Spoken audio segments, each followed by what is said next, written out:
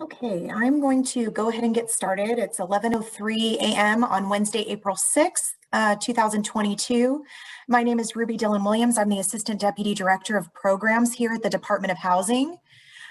Today, Kathy Blodgett, our CD&R Program Administrator, will be guiding us through our 2022-2023 Weatherization Assistance Program Annual Plan. And then Martina Kuehl of Kuehl Enterprises will be taking us through our fiscal year 2022 annual action plan. So Kathy, I'm going to kick it off to you to get started.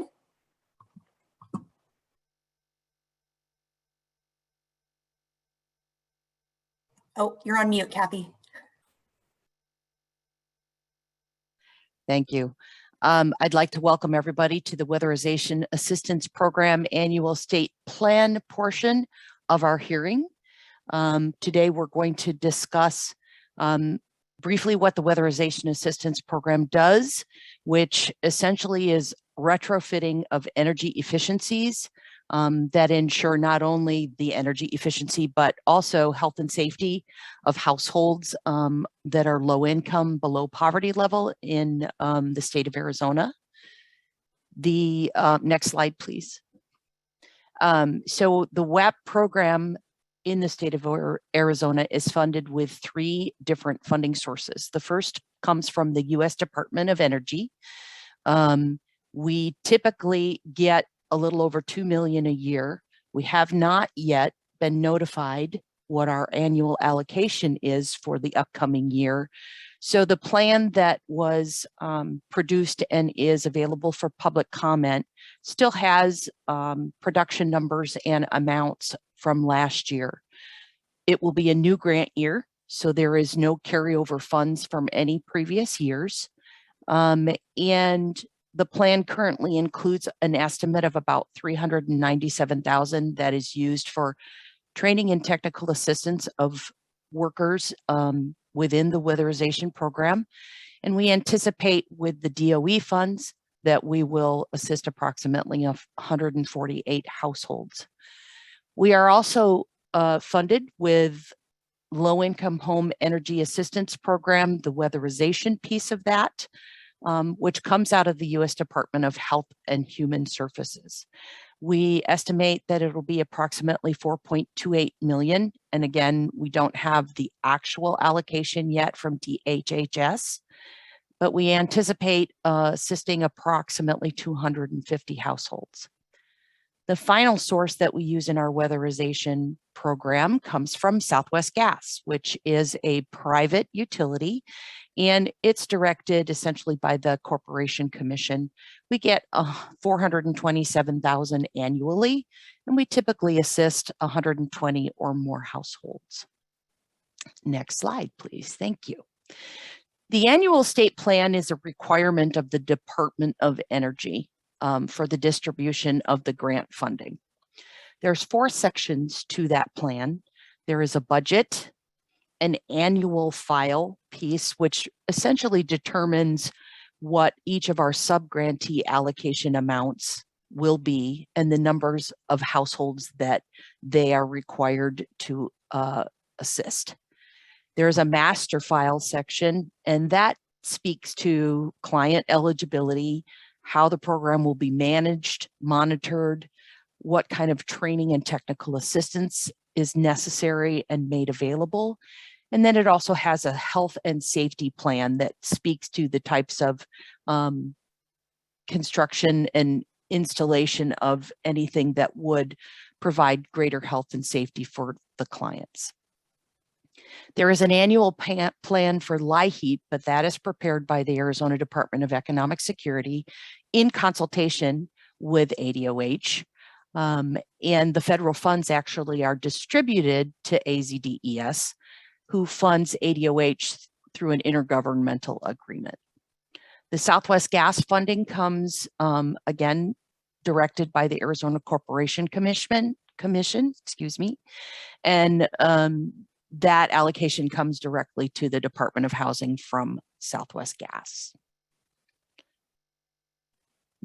The annual state plan for DOE will currently show 10 sub-grantees who are weatherization providers that each have a specific territory. There's a method of distribution that we use that considers the service area of the subgrantee, the population numbers, and the poverty statistics. It's weighted at 90% towards poverty numbers and 10% towards population. The Department of Energy requires that the subgrantee weatherization providers are a community action association or a unit of local government. So you will see from this list, and I will use acronyms to not spend a lot of time. So CARA is a CAA, FSL is a CAA, Gila County, Maricopa County, City of Phoenix, Pima County are all units of local government, and then Mesa Can, CCAP, and WACOG and NACOG are also all community action agencies. For this coming year, DOE allows an average investment per unit of $8,009. Priority households for DOE are going to be elderly, which is at or above the age of 60, persons with disabilities, and households with children at or below the age of 5 years old. To give you a little information on the LIHEAP that we use in the program, we don't include it in the plan so that we have more flexibility with how we use each of our funding sources, and we don't have to necessarily leverage / layer those funding sources and make the LIHEAP subject to all of the Department of Energy rules. But the average cost per unit that we will spend with LIHEAP is up to $20,000. For the Department of Energy state plan, we produced a first draft the end of January of this year on the 30th, and that went for internal staff review amongst the weatherization staff in CD&R. And then after that review, we distributed draft number 2 that went to the Weatherization Technical Committee and the Weatherization subgrantees requesting comments and input. After we received those comments and input, we produced draft number 3, which was distributed to the WAP Policy Advisory Council on February 17th. We held a Policy Advisory Council meeting on March 4th to discuss the plan and receive any additional recommendations from the Policy Advisory. The final draft for public comment was posted to the department's website on March 16th, and public comment will be accepted through April 21st. The final plan, which will have to incorporate any comments that we possibly get from this hearing, as well as any public comments received in writing through April 21st, is due to the Department of Energy by May 3rd.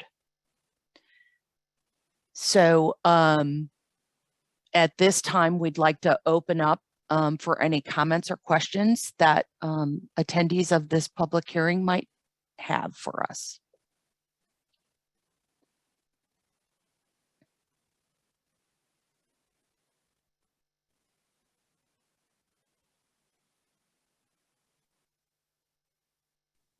Going once?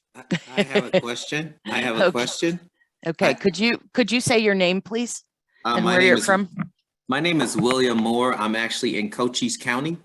Okay. I saw the list of agencies that you had up there, and I saw Pima County, I saw Maricopa, I saw some other areas, but I didn't know if Cochise County was, if there are allocations or subgrantees that would allocate funds to persons that are within Cochise County.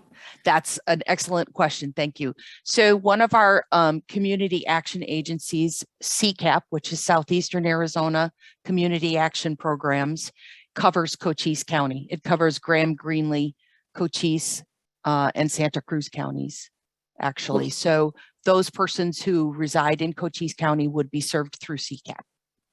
Okay, thank you. Mm-hmm.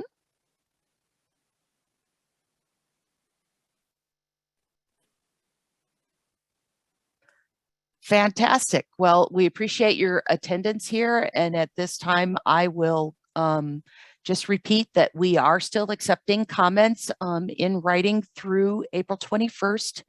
And we'd be happy to answer any questions as well if you want to send those on to ADOH. And I believe the public comment is going to go to Travis Eckenberg. So I forgot, I think, to put his email on here. So it's Travis.Eckenberg. So TRAVIS EKENBERG at azhousing.gov. And we appreciate your participation, and I will. Kathy? Yes. This is Jeannie Shaw. See, I was just wondering, are you going to be taking comments on the home program and the other types of, or is this, we're just looking at the weatherization program right now? I'm going to close out the weatherization portion, and we are going to move into the annual action plan, which covers home and the other programs. So Kathy, before you do that, can you spell Travis's name again? You said we're actually going to put it in the chat. We're going to put it in the chat. Yes. Okay. Thank you. Is this also available, this document, this presentation available in some form, or is this? The actual annual plan is posted to our website, and Olivia, could you respond whether this will be posted, the slides, etc.? That is correct. It will be posted on the website, and we'll send that out in our bulletin blast. Okay. Okay. Thank you. Any other questions that we'd be happy to answer for you? All right, so I will close out the weatherization portion of our hearing and turn it over to Martina, who will open us up for the annual action plan to cover our other programs. And thank you again for your attendance and participation.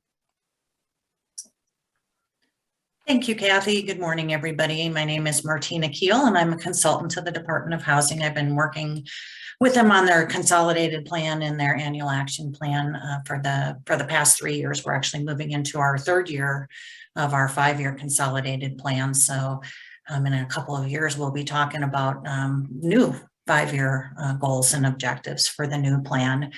So what the annual action plan is basically the plan that implements the 5-year consolidated plan. So it addresses the goals and objectives that were identified in that 5-year plan. So right now, just as we are waiting for allocations of weatherization assistance program funding, we're also awaiting allocations of HUD funding for the annual action plan. Notice came out late last week, I think it was, that said sometime around mid-May. The annual action plan is typically due about mid-May. So once we get those allocations, what we'll be doing is rolling the new allocations into the plan. So the amounts that I'm going to talk about today are last year's amounts. And what we'll be doing is, unless I say specifically we've set aside X amount of dollars for a certain activity, is if we get a higher allocation, we will proportionately increase the distribution of funds to the different activities. And if we get a lower allocation, we will decrease proportionately. So it doesn't, the only thing that might change is the dollar amount, but how we proportionately distribute those funds is going to stay exactly as we're talking about today. Once we get those allocations, we'll update the plan so that we can submit it to HUD. There will be no additional public comment period and no additional public hearings, but we will send out a bulletin letting you know what the new allocations are and what the actual distributions are based on those allocations. So we anticipate we'll be submitting the annual action plan about probably the 3rd week of May, assuming that the allocations actually come out mid-May, as HUD is saying, and then they'll have 45 days to approve it. Normally, we get our funding in July 1st. So as HUD has 45 days once we submit, it will probably be after July 1st, but not too far after that. So we're not as far behind schedule as we thought we might be, given how late the federal budget was approved this year. So what the annual action plan does is describes how we're going to distribute the funding for 5 different resources, 4 of them managed by the Arizona Department of Housing and 1 of them by the Arizona Department of Economic Security. So the Department of Housing programs are the Community Development Block Grant. Last year, that was roughly $9.8 million. We anticipate it will be pretty close to that this year. The Home Investment Partnership Program, that's about 5.8 million. Again, we do anticipate that will be about the same, possibly just a little bit higher because the appropriation was a little higher. HOPWA, Housing Opportunities for Persons with AIDS, is about $450,000 a year. And then the National Housing Trust Fund, which got a big boost last year, up to about $11.5 million. We're anticipating again, at least 11.5, possibly more in the coming year. And that program is, as you will see, specifically dedicated to extremely low income households. And then the program administered by the Arizona Department of Economic Security is the Emergency Solutions Grant, which is a compilation of homelessness programs. And that's about 1.5 million per year in a standard year. So there are also lots of resources that are leveraging the funding that is coming in to the Department of Housing and into DES. We, of course, have the State Housing Trust Fund. There's a Section 811 Project Rental Assistance Program that provides project-based vouchers for people with developmental disabilities. Low-income housing tax credit. We've had the federal one, or this is our first year on the state. Thank you to everybody who participated in getting that through. The Arizona Industrial Development Authority runs the Home Plus Mortgage Program, which helps first-time home buyers. And then, of course, there's local and private financing, equity, in-kind donations, and other sorts of local contributions. On the homelessness side, the Arizona Department of Housing runs the Continuum of Care for the Arizona Balance of State. There's Veterans Affairs Supportive Housing Vouchers that help veterans experiencing homelessness to rent units, the Arizona Lottery, and then general fund appropriations also to DES. One thing, it's important to understand that there's all these additional resources out there that leverage what's in the consolidated plan, particularly when I start to talk about what our goals are, because those leverage resources are not counted in the goals and objectives. The goals and objectives are strictly what will happen with the HUD resources. So they may seem low, and that's just because they're leveraging all of these other resources that are out there. So I'm going to talk first about the CDBG method of distribution and what the funding and goals are for that. The way the CDBG method of distribution works is that the state sets aside 2% plus $100,000 of the allocation for administration, and then an additional 1% for technical assistance that is used by the state and by the rural council of government to help the smaller rural communities. There's a mandatory 10% Colonius set aside. So that fund is put out every 2 years with a combined 2 years of funding so that larger projects can be implemented. We are coming into a year where there will be a Colonius notice of funding availability coming out.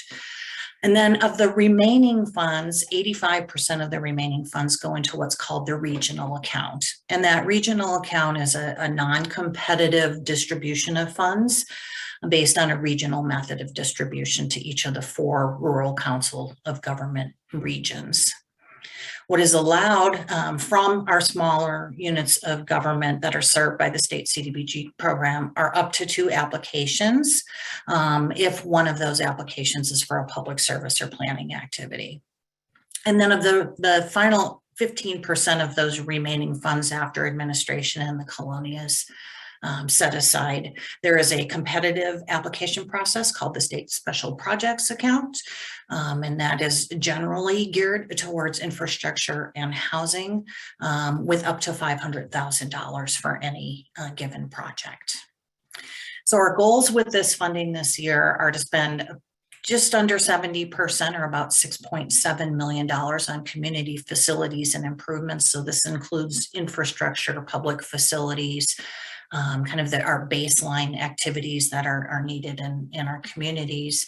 We anticipate that these funds will help about 20,000 people, low-income people. About 30 households will be assisted with housing, and up to one building will be demolished in order to make way for improvements to neighborhoods. About 1% or $100,000 will be set aside for public services. We anticipate that will help roughly 1,250 people. And then roughly 26% or $2.5 million will be set aside to rehabilitate owner-occupied housing. And we anticipate about 50 owners will be helped with CDBG funds this year. Our next funding source, and I know Jeannie, you said you might have a question on this, is our home program, home method of distribution and funding goals. The way this program is distributed is the State Department of Housing retains 10% for administration. By regulation, there's a mandatory 15% set aside for specially formed nonprofit organizations called community housing development organizations. And so that money is set aside for those specific types of organizations who are certified by the state to do rental housing development. Not less than $2.5 million will be set aside for owner-occupied housing rehabilitation with priority given to the rural areas. And then all of the remaining funds for rental will go to rental housing development, which includes new construction, acquisition, and or rehabilitation. So if you recall, when I first introduced what would happen if we had a higher allocation or lower allocation, this minimum set aside for owner-occupied rehabilitation would not change if we had a higher or lower allocation, but everything else would shift. So that minimum amount will stay there. The way that home funds are distributed is through a notice of funds availability. They are often, that notice of funds ability or NOFA is often issued with the low income housing tax credit program to allow for gap financing. But it may also be combined with multiple funding source NOFAs, such as the National Housing Trust Fund, State Housing Trust Fund, or any program income that might be coming in from some older programs that are no longer necessarily active, but program income is still coming. So our goals for this program are to rehabilitate 50 owner-occupied housing units, acquire and rehabilitate up to 5 rental housing units, and newly construct 5 rental housing units. And that goes again there will be additional units with the leverage funding. So the National Housing Trust Fund, much like the home program, the state retains 10% for administration. But unlike the home program, where there's a mix of potential activities, in the National Housing Trust Fund, 90% is set aside for rental housing for extremely low income households. And that's acquisition and or rehabilitation or new construction. So just like the home program, it can be a standalone. There can be a standalone NOFA, or there could be a combined NOFA with the home program or other sources of funding. And the goals for this program are to newly construct 15 units for occupancy by extremely low income households and acquire and or rehabilitate 5 units. Our next ADOH funding source is HOPWA, or Housing Opportunities for Persons with AIDS. The way that distribution works is the state retains 3% for administration. There are project sponsors who are selected on an annual basis to deliver services out in the field. They get up to 7% of the allocation for their administration. And then all of the remaining funds are used for housing and services for people with HIV or AIDS and their families. Our goals are to provide essential services and permanent housing placement for 50 people, prevent homelessness, and provide short-term rent, mortgage, and utility assistance to 45 households, and provide ongoing rental assistance or tenant-based rental assistance to 30 households during the coming year. The last source of funding that I'm going to discuss is the Emergency Solutions Grant administered by the Arizona Department of Economic Security. The way the method of distribution works for this program is DES retains 7.5% for administration, and all of the remaining funds are for shelter and services as allowed by the ESG program. And you can see what those kind of categories are in the next column. Unlike the Department of Housing that issues NOFAs, the DES issues a competitive request for proposals on an annual basis. And they may combine in that request for proposals some of the other funding that they receive, some of that leverage funding that I mentioned earlier. One of the conditions that is always in the RFP, and you will see again during the coming year, is that any grantee must participate in a continuum of care. So continuum of care is a regional entity that manages systems and waiting lists to ensure that the appropriate data regarding people who are experiencing homelessness is collected, and that people are prioritized according to a specific methodology. The funding goals for ESG during the coming year are to provide street outreach and services to 200 people, rapid rehousing to 100 households, prevent homelessness among 100 households, provide shelter operating support to help shelter 200 people, and possibly to increase the number of shelter beds by 5 beds during the coming year. So that is everything on the methods of distribution for the programs that are included in the annual action plan. I'm happy to answer any questions and entertain any comments that you might have. Hi, Martina. This is Jeannie Shaw, and I really appreciate the opportunity to comment on this. I have been working in rural communities for a very long time, as you know, and recently I've been working with Green Lake County. That is a county where they do not have capacity in the form of nonprofit organizations that can take on their need for affordable housing.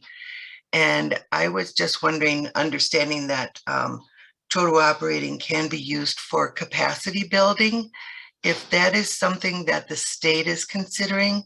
The reason why I ask is with the new census, some of the areas that were formerly defined as rural may be removed from that definition. And it's really putting the onus on other more rural communities to step up. And there is a huge need for housing in Green Lake County. As I mentioned, there's no nonprofits there. I've been working with their economic development director. She's been in conversation with a number of other nonprofits that work in Yuma or Santa Cruz County, or even in Las Cruces, New Mexico, about trying to attract them into Green Lake County to carry out some of the projects that they have identified. And of course, there's no capacity on the part of those other organizations to logistically just start up a new office.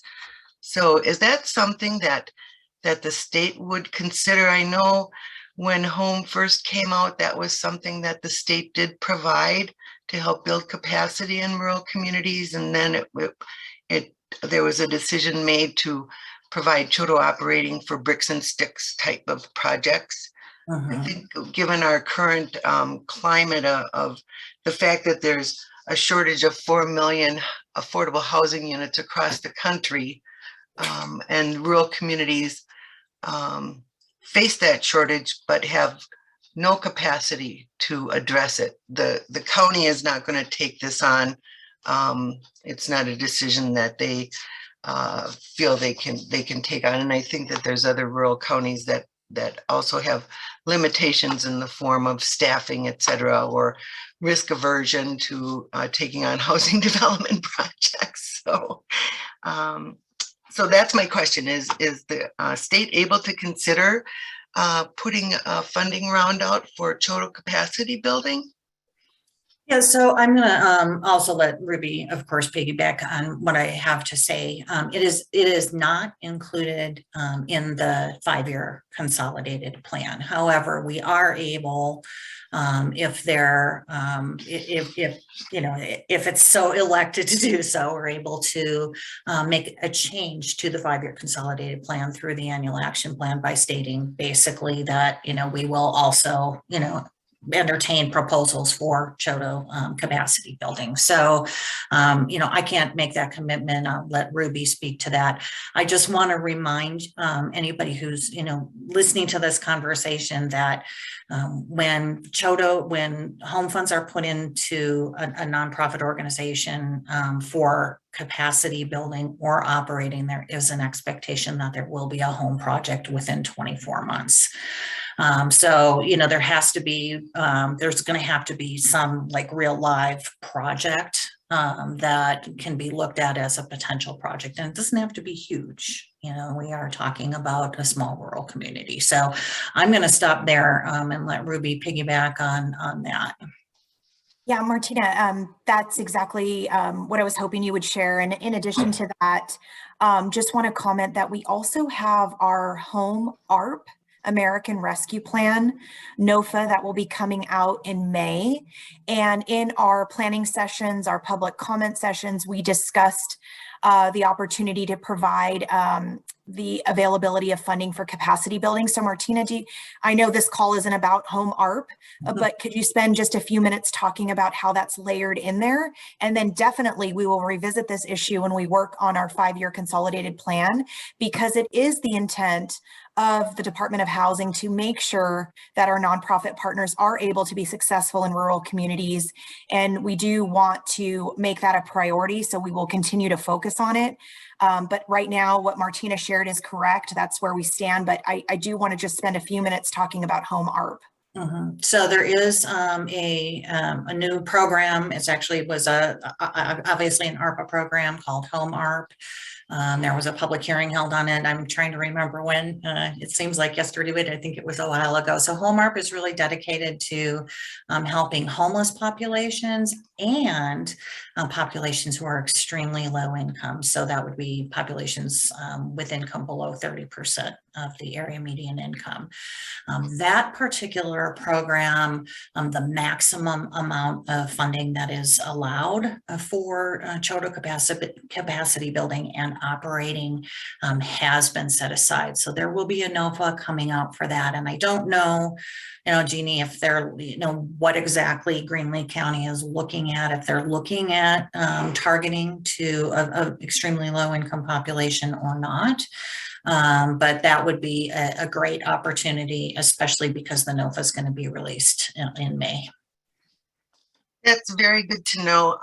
They are working with a women's shelter and trying to help them find a location. That's one of the projects that they have been focused on, as well as they've identified some land that could be developed for home ownership housing. And also I'm working with Santa Cruz, and we're looking at developing a housing strategy for the rural parts of Santa Cruz County. So there's folks in Patagonia, of course, that are looking at some housing projects there. So I think with those kinds of efforts that the 24-month window to have a project is very possible, I believe, in both of those counties. So Okay. that's very good to know. Yeah. I'm not certain if Santa Cruz County would be applying for any homeless or extremely low income type focused projects, but I am working with Angie Donaldson on that. So Good, good. So I would, just in terms of Green Lake County and the women's shelter, definitely when that NOFA comes out for home ARP, watch for it. There'll be an information bulletin.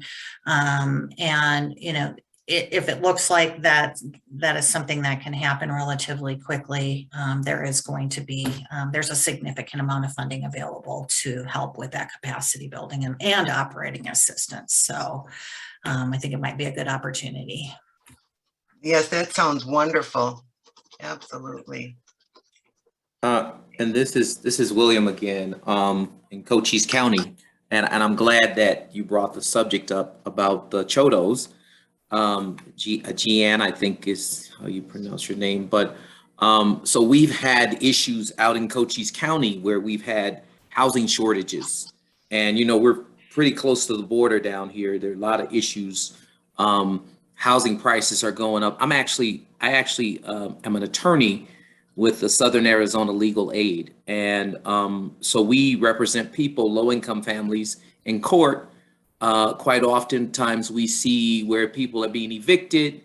There are a number of mobile home parks that shut down. Some of them have housing that's not up to date. They're like back in the 60s. I mean, there are a lot of problems out here, and we had explored.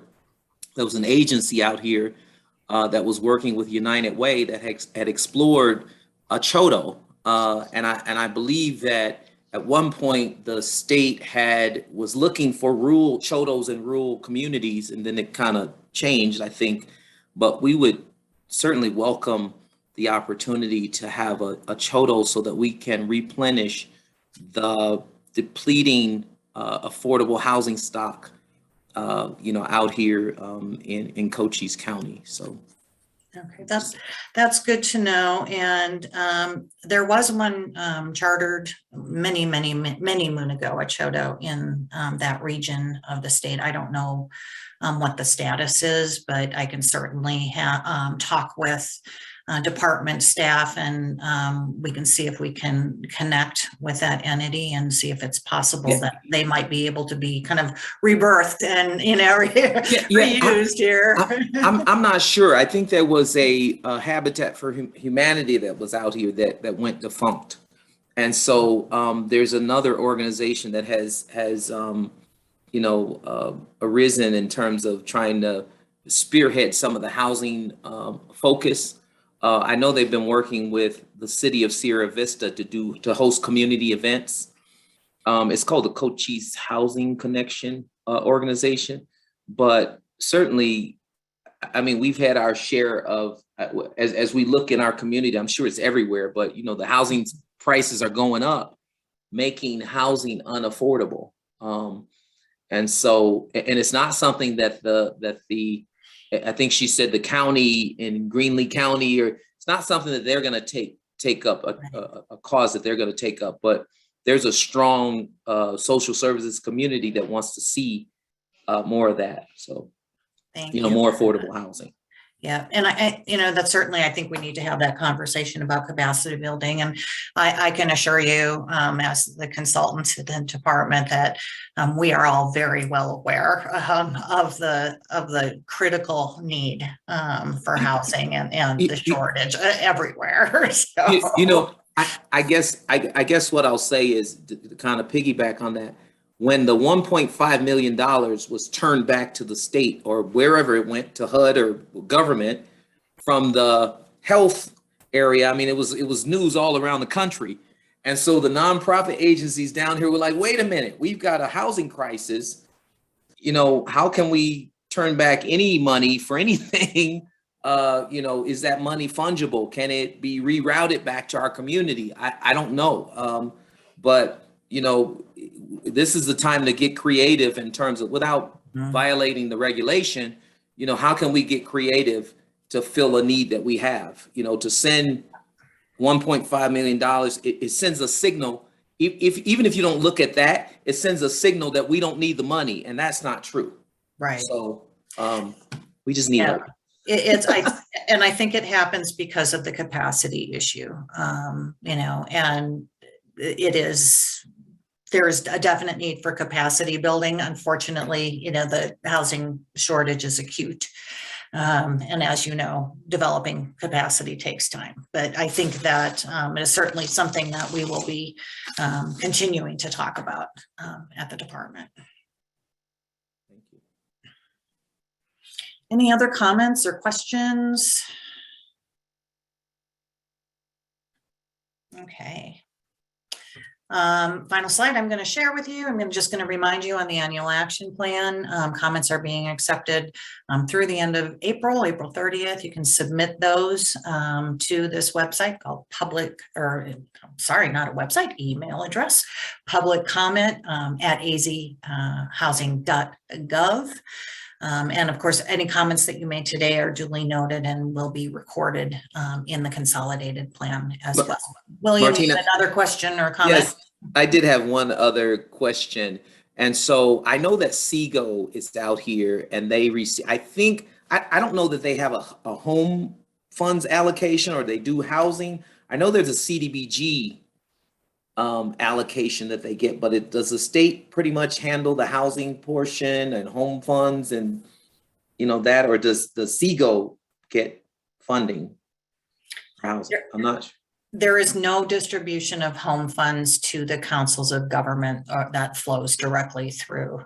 So it's all managed, it's all centralized at the Department of Housing and managed through this notice of funds availability process. That doesn't preclude Seago as a CDBG technical assistance provider from helping. And I'm going to let Kathy, because she's our CDBG guru. I'm going to let her kind of pipe in here. Yes. So Seago again gets an allocation of technical assistance funds through the CDBG program so that they can help the communities within the Seago region with their CDBG applications. They do not receive a direct allocation of CDBG for projects specifically, but they do quite a bit of technical assistance and assist several of the communities with their various CDBG projects with administering those. The difficult piece about housing with CDBG is that you have to be what's called a community-based development organization in order to construct housing, but communities can use CDBG to do rehabilitation of multifamily without having to be a CBDO, and it's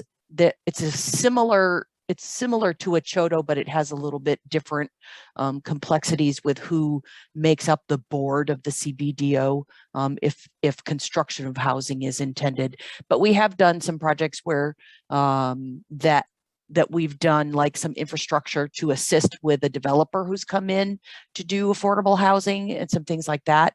And with our CDBG, the federal requirements are that we must contract with a unit of local government. So it needs to either be at the county level or the community, incorporated community or town level. And then they can have a partnership with a nonprofit, for example, who perhaps would be assisting with the housing and things like that. Okay. So a follow-up question. So if Seago is only getting a technical assistance portion, mm-hmm. Who's the entitlement community that gets the CDBG portion for I know that Sierra Vista is an entitlement community. Yes.